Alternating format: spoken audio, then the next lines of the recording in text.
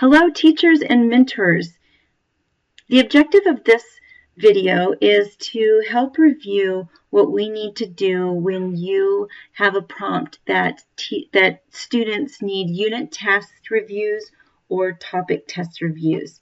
As part of our Professional Learning Network, I am sharing these videos with you so that we can all become a little bit more familiar with how this program works.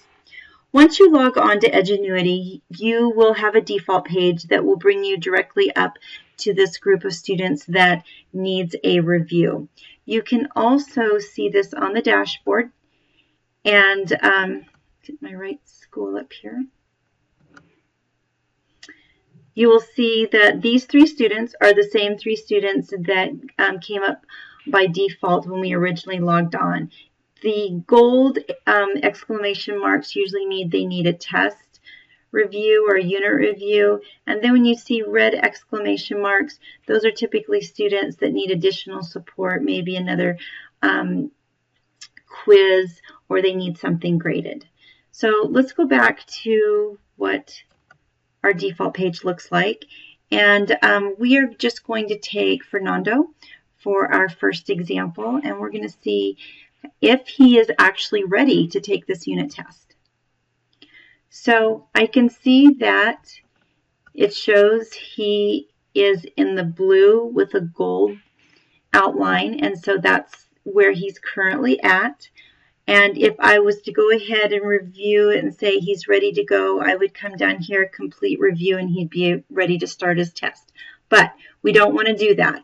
We want to make sure that he has done what he's supposed to do in this unit before we go ahead and let him take the test. So one of the first things I look at is their progress report. I see he's 8% done with an overall grade of 44%.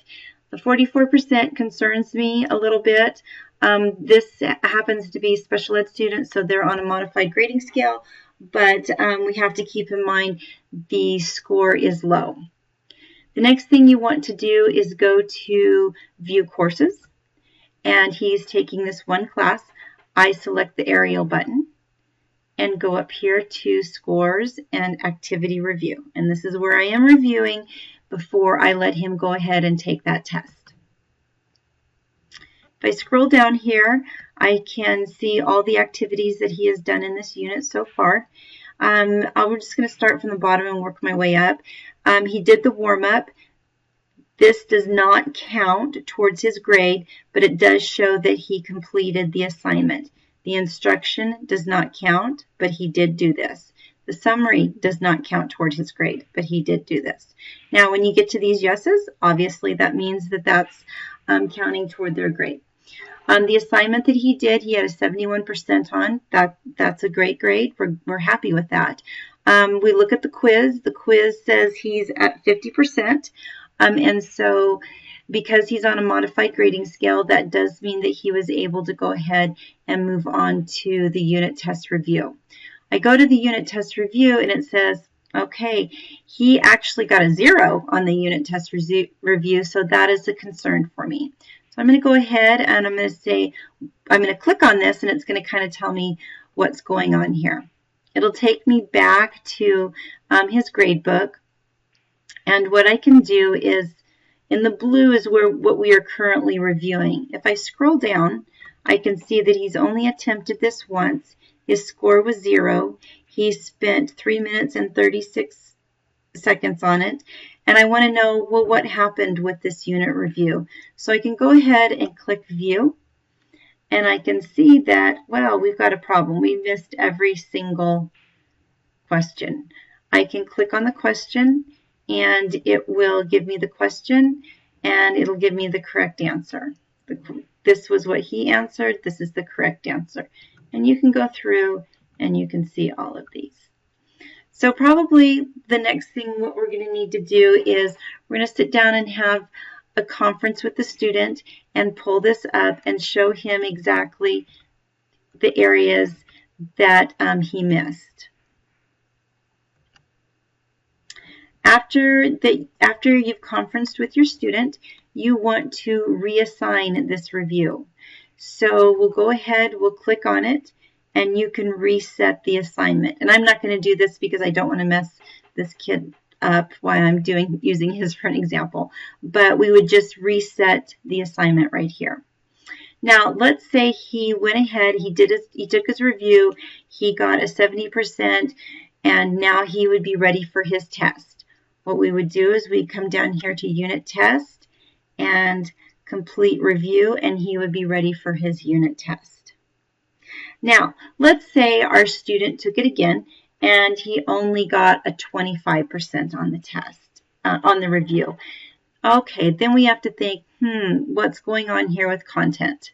So what I typically do is go back up and I see all the assignments that were part of this unit test. He actually only had one small unit to do for this. And what I am going to do is I'm going to start at the very beginning. I'm going to select warm up and I'm going to reset this entire unit for him to do again. I'm going to make sure that he's taking notes. I want to make sure that he's using his headset and listening to the instruction. And then I'm going to have him actually take the quiz again too. At that point, we'll go back and we will take the unit test review again, and we will come back down and attempt the unit test. The main objective here obviously is content.